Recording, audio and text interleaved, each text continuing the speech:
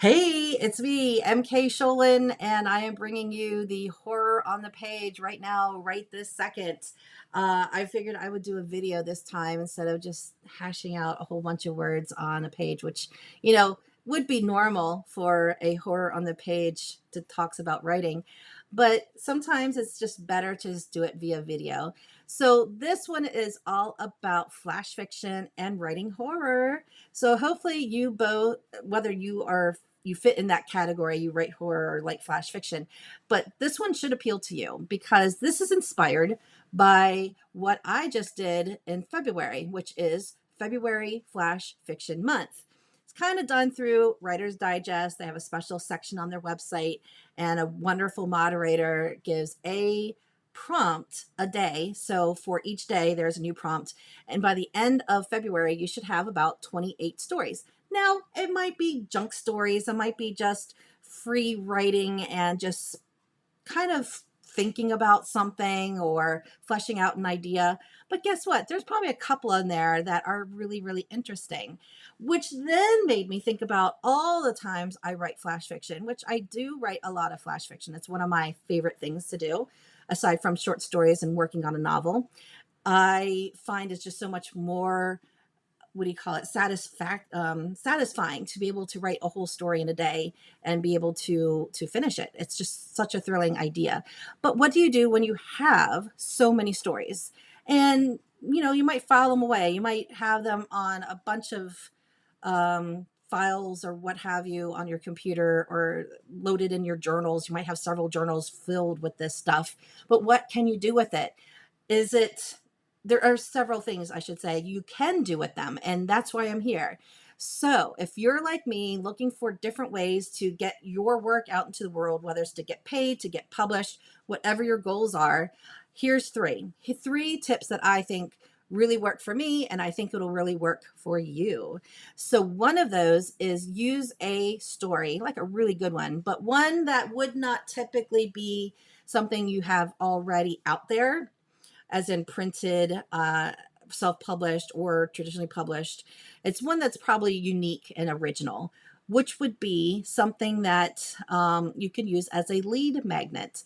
And for those that have never heard the term before, which I'm sure a lot of you have, but in case that one person doesn't know what I'm talking about, a lead magnet is basically something that you would want to lead with someone that makes a magnet, that makes them want to draw to you. So in a sense, it's basically you are going to give a possible reader something in exchange for their email, and that's usually how it works. And you can do this through your website, through some sort of email setup that you have.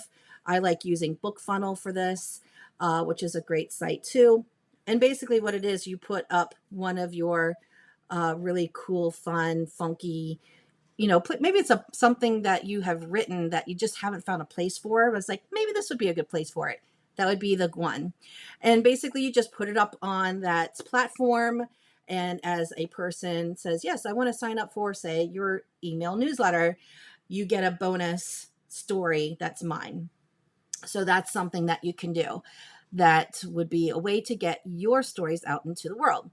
And I just like that. It's just a fun way to do things. So that's one. Number two is actually submit your work to some literary magazines. And there's some specific horror ones. If you have not heard of these before, bring out that pen and paper, that notes on your, let me see, your iPhone or whatever smartphone you have, and jot these down. So one of which is Flash Fiction Online. I love that one a lot. They do publish horror, and they sometimes have horror issues. Their next one is Apex Magazine.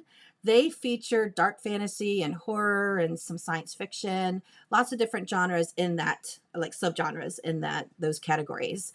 Weird Tales Magazine. They're known for their horror and fantasy and some macabre stories. And they do a lot with flash fiction. So that is one to check out, Weird Tales Magazine. The Horror Zine, which is a prominent market for horror, but also does a lot with short form and flash fiction. Another is Morpheus Tales, which also specializes in horror. Has produced quite a lot, and they dedicate a lot to flash fiction.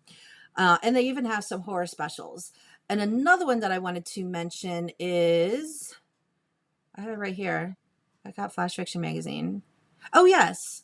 Dark. The Dark magazine. That's a good one too. So I would highly recommend that one. And they're seeking stories that are 2,000 to 6,000 words.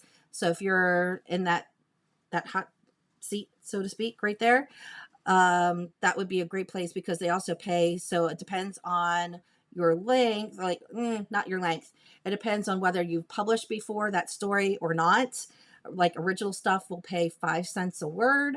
Stuff that's already been reprinted would be a penny a word, but it is still cool to get your stuff published and get paid at the same time.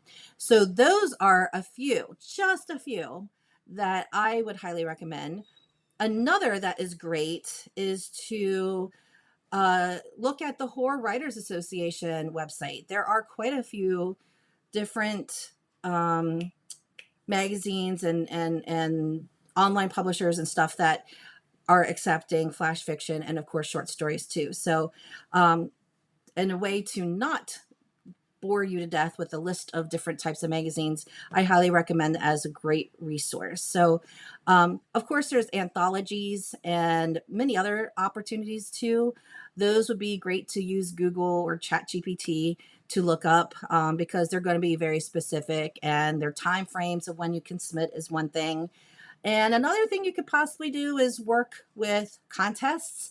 There's always several contests going on. Of course, there's pros and cons with contests, whether you have to pay to play or not, or maybe some don't really have much of a prize. But regardless, that is a great way to get your work out there and have some fun too. Lastly, the third one is, let me see, what was the third one? Gosh. Sorry, I'm spacing here. Oh yes, you can do your own collection. That was the other thing. What I love to do, and this is something I'm actually working on currently, is create your own collection. So you might have a pile of stories. Now look at what kind of themes could be thread through those stories. Maybe it's they all take place in one place. Maybe it's all about one type of monster. Maybe they all take place in the dark. Whatever could be a common theme, maybe you could put a couple together and create your own collection that you can put out a book, a chapbook, or even bigger to sell. And that is a great way to get not only money, you can be published, and it's actually relatively easier to put together something like that and self-publish than say to try the traditional route or other options. And there's just so many ways you can do that. So I would also think about ways you can put your work into a collection. And there are guides out there, of course, like through YouTube and whatnot. So I would highly recommend looking that up. So that's my tips for the day when it comes to what you can do with all the stories that you have. And of course, if you don't write, these are great markets and ways you can find flash fiction that are horror and read them. So I highly recommend that too. So if this video helps you in any way, you've learned a couple new places where you can post your stories, I am thankful I was able to do that for you. If you like this and want to read more of what I share as far as tips and tricks and all that fun stuff, keep subscribing, or do subscribe if you haven't subscribed. That would be great. And if you have, this is my way of getting you to possibly give me your wonderful ideas and tips and things, is in the comments below. Could you please share what places you like to submit your work in? And if you have had your stuff published in a magazine or whatnot, drop a link in that comment. I am happy to pay that forward for you.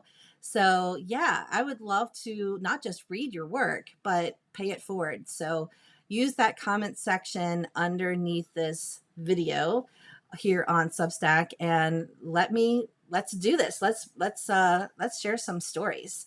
So on that note, I appreciate your time. Thank you so much, and I'll see you in the next post.